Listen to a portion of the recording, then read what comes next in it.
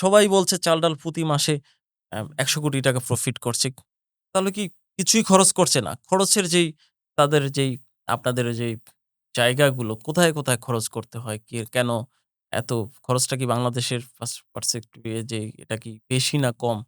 বা বিজনেসে এখনো কি চাল-ডাল কি বার্ন করে যাচ্ছে কিনা? খরচই আচ্ছা, হচ্ছে না আমি আপনাকে প্রফিটে। একটু ক্লিয়ারিফাই করি। ওকে, সেটা হলো যে number 1 is that চাল-ডাল is not a profitable company yet. Okay, Okay? ওকে।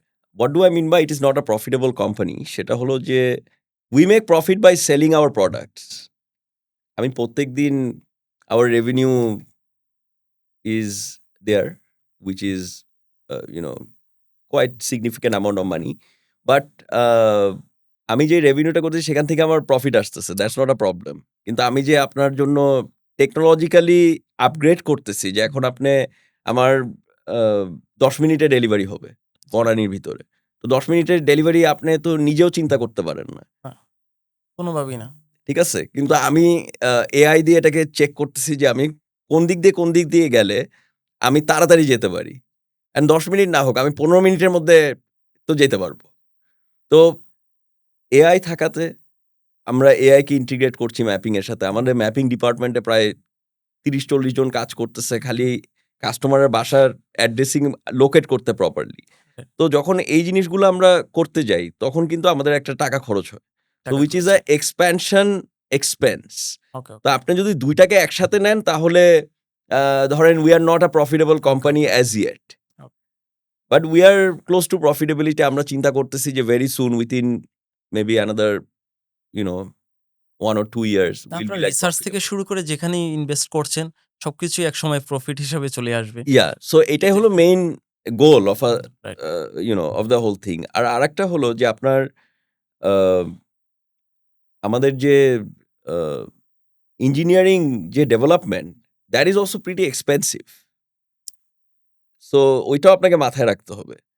যে আমরা তো ওয়ার্ল্ড ক্লাস হইতে গেলে আমাকে ওয়ার্ল্ড ক্লাস ইঞ্জিনিয়ার রাখতে হয়। 100% আমাদের ইঞ্জিনিয়ার এমনও আছে যে আমাদের ৪-৫ জন ইঞ্জিনিয়ার এখন অ্যামাজনে চলে গেছে।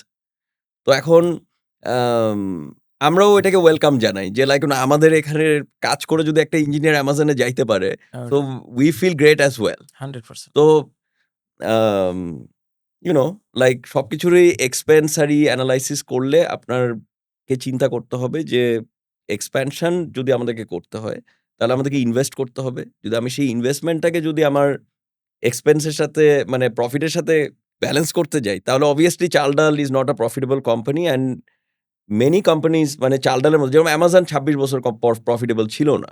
২৬ বছর। জি।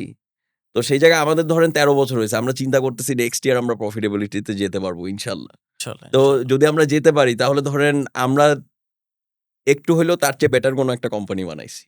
আপনাকে এইভাবে চিন্তা 100%, করতে হবে। 100%। যে we are working in the same space.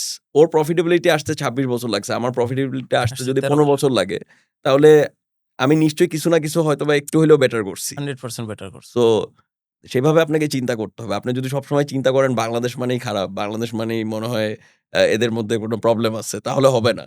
আমি বলব যে বাংলাদেশে এখন অনেক কিছু বাংলাদেশের মানুষ বেটার করে, বেটার বানায়। অ্যান্ড আপনি তো দেখতে পারতেছেন যে ওয়ার্ল্ডের সবখানে ইঞ্জিনিয়াররাও ধরেন এখন বাংলাদেশিরাই তো কন্ট্রিবিউট করতেছে। আপনি ফ্রিল্যান্সার মানে কি? আপনি বিদেশের কাজ বাংলাদেশে বসে করতেছেন। তো কাজটা তো করতেছেন বিদেশের জন্য। রাইট। তাহলে আপনি সেই তো বিদেশি ইউরোপের জন্য। কোম্পানি ডেভেলপ করতেছেন। রাইট। তো আপনি যদি সেই শ্রমটা বাংলাদেশি কোম্পানিতে দিতেন তাহলে বাংলাদেশি কোম্পানি আরো ডেভেলপ করত। So we have the power.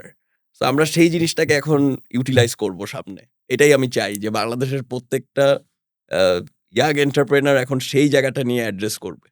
অসাধারণ।